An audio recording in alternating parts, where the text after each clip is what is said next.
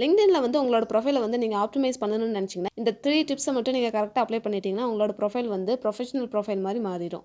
அது எப்படின்னு சொல்லிட்டு பார்ப்போம். ஃபர்ஸ்ட் LinkedIn என்னன்னு பார்ப்போம். LinkedIn அப்படிங்கிறது ஒரு ஜாப் சர்ச்சிங் பிளாட்ஃபார்ம் மட்டும்தான் எல்லாத்துக்குமே தெரியும். பட் அது மட்டும் கிடையாது.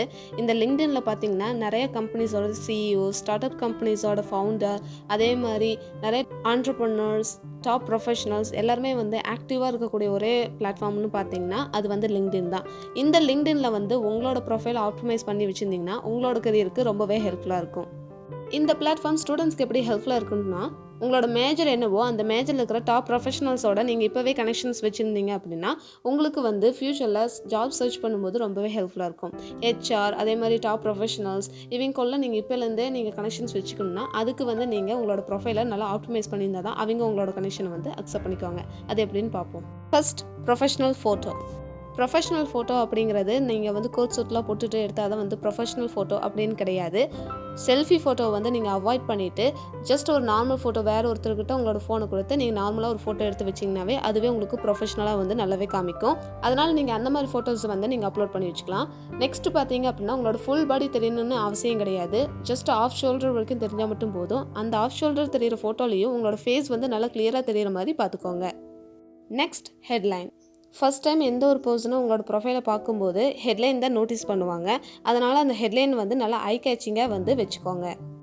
ஃபார் எக்ஸாம்பிள் நீங்கள் ஒரு சேல்ஸ் பர்சனாக இருக்கிறீங்க அப்படின்னா நீங்கள் எத்தனை சேல்ஸ் பண்ணியிருக்கிறீங்கன்னு சொல்லிட்டு நம்பரில் நீங்கள் மென்ஷன் பண்ணலாம். நீங்கள் எந்த ஒரு ப்ரொஃபஷனல் இருந்தாலும் அந்த ப்ரொஃபஷனல் இருக்கிற ரெஸ்பான்சிபிலிட்டிஸை வந்து நீங்கள் மென்ஷன் பண்ணி அதை வந்து ஒரு ஹெட்லைனாக நீங்கள் மேக் பண்ணிக்கலாம்.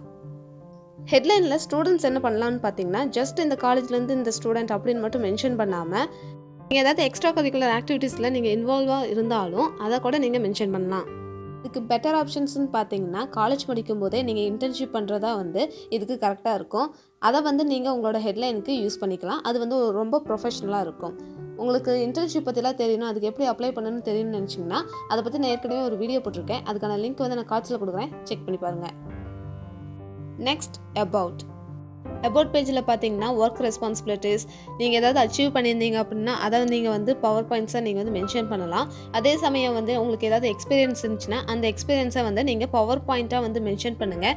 ஜஸ்ட் ஒரு 5 லைன்ஸ் மட்டும் நீங்கள் மென்ஷன் பண்ணால் போதும். அது வரைக்கும் தான் எல்லாருமே படிப்பாங்க. ஒரு 5 பவர் பாயிண்ட்ஸ் மட்டும் நீங்கள் வந்து மென்ஷன் பண்ணுங்கள்.